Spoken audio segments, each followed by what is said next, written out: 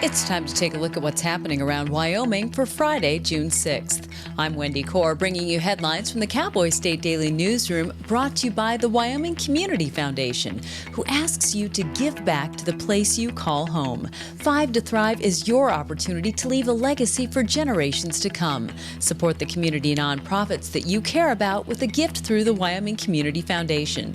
Visit wycf.org to learn more. Wyoming lawmakers on Tuesday advanced a state constitution amendment proposal that, if enacted and approved by the voters, would remove the Constitution's structures for property taxes.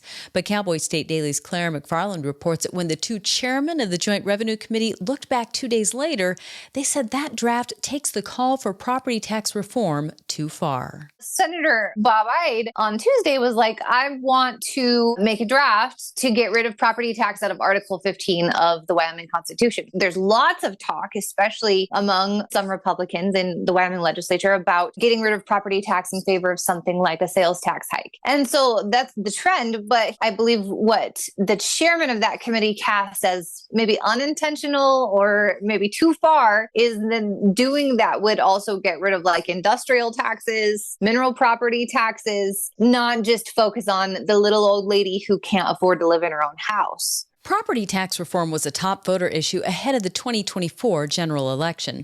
Property tax collections in the state for fiscal year 2024 were $2.057 billion. A Wyoming Supreme Court's ruling Thursday kicked a lawsuit against a Cheyenne hospital over a little girl's death back down to a lower court.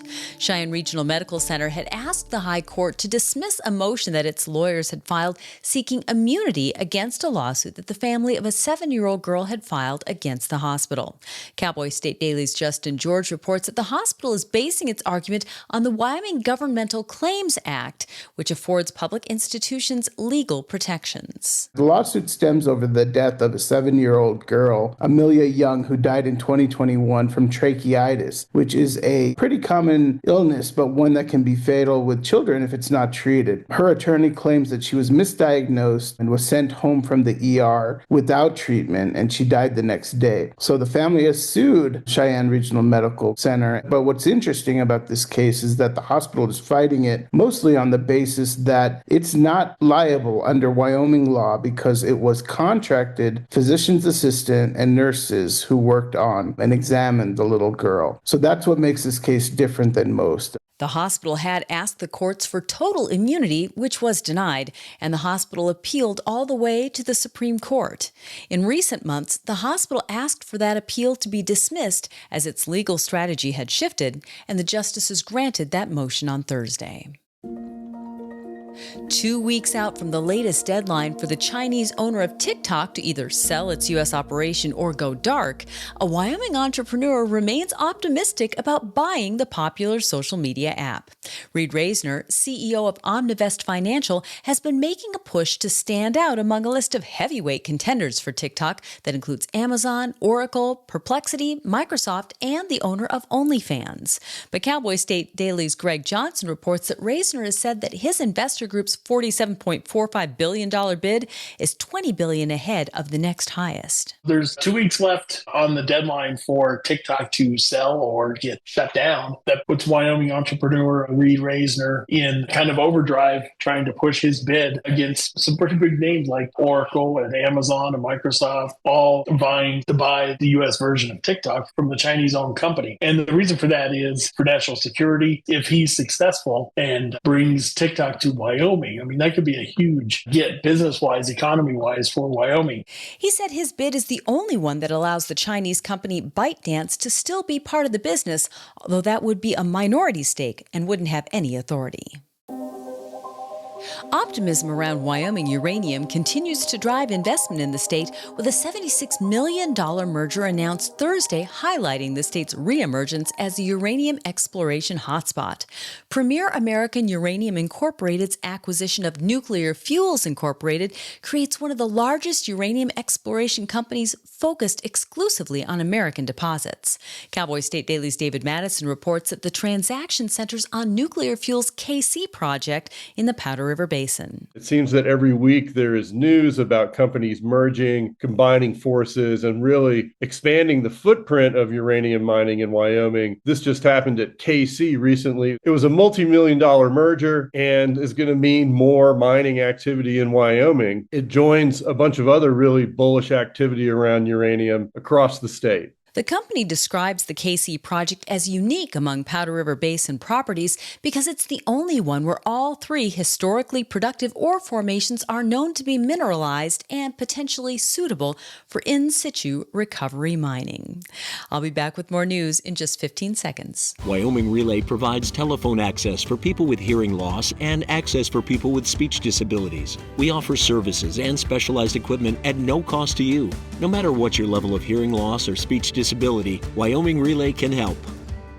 By a 3-1 margin, the State Board of Land Commissioners on Thursday denied the renewal of 6 leases related to a long-contested proposal for a gravel mining operation at the base of Casper Mountain.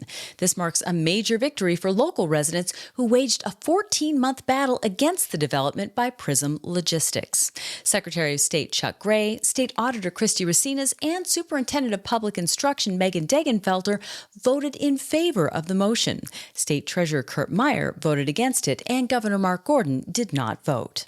Cowboy State Daily Zachary Sontag reports that the decision represents an about-face from the board's initial vote to unanimously approve the leases. A few years after the project was brought, they decided not to renew the leases, and a lot has happened since then. You saw the county commissioners rezone this area to preclude it from allowing mines like this, and there were questions being raised about whether or not they had the authority to do that, if they would grandfather in this project, or if it would be moot. It's currently being heard in the state district courts. The change in opinion was encouraged by an army of residents and citizen scientists who brought new findings showing the threat of water and dust contamination to be greater than believed. A prominent Wyoming legislator says residents should be compensated for loss of property when huge wind, solar, minerals, or other energy projects displace wild critters. Toward that end, Senator Larry Hicks of Baggs is proposing a bill calling for companies to provide off-site compensation when, quote, there's an impact to wildlife that can't be mitigated on-site during energy development. Outdoors reporter Mark Hines explains. Like if somebody builds a 500-acre solar panel field and there's just simply no way to mitigate the effects of the wildlife there, why don't we have those companies pay into a fund? Then that money could be used to do compensatory or some sort of eco mitigation elsewhere in the state. There were some people from like the energy side of things who were saying, we can see the wisdom of this, but if we put too much of a chilling effect on energy development, we could lose out. Cheyenne attorney Cindy Delancey, speaking on behalf of the American Clean Power Association, pointed out that competition is stiff among Western states for big solar, wind, minerals, and other energy-related projects, and Wyoming risks losing its competitive edge by adding more conditions to the permitting process. A federal court judge has dismissed the case of a Wheatland man who sued Platte County Sheriff's deputies last year for sending him to jail rather than the hospital despite his high blood alcohol content. Brian Hayes had a withdrawal seizure in the jail's shower, sustaining brain damage and facial damage, according to his lawsuit filed last year. Court records show that Hayes should not have been booked into jail without a medical release because his blood alcohol content was above 0.3, according to jail policy.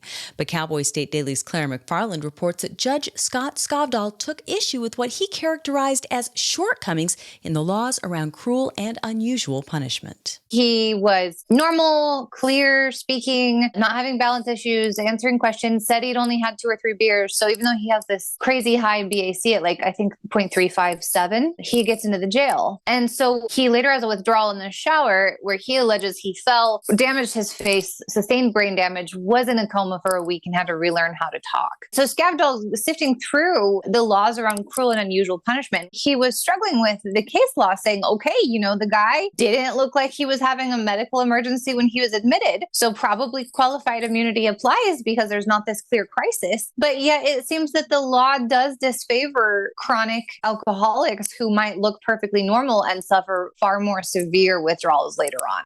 Skovdahl judged half of the case in the deputy's favor last week, saying Hayes' claims of false arrest and deputies' alleged deliberate indifference toward his health didn't carry enough evidence to overcome the deputy's legal defense of qualified immunity. And there was a lockdown in Rock River on Thursday morning, all because of a heated exchange between a wanted man and an annoying rooster. Cowboy State Daily's Andrew Rossi reports that apparently two individuals were frustrated by the crowing of a well-known rooster, so they attempted to silence it with a shotgun. 6:18 a.m. Albany County Sheriff's Office gets a call of shots fired in Rock River. They respond to the scene. They find two individuals who are upset with a rooster. And they were so upset with the rooster that they shot it at least once with a shotgun. One of them was cited for reckless endangerment with a firearm, but the other one who shot the shotgun at the rooster, turns out he had outstanding warrants in Texas, so he was arrested. So the lesson is, I guess, never shoot at a rooster within city limits because you'll get cited for that, and you shouldn't play with guns where people are, especially if you've got outstanding warrants. Sheriff Aaron Applehans said at least one shot was fired, but nobody was injured. The rooster, which had been living under a camper trailer, escaped unscathed.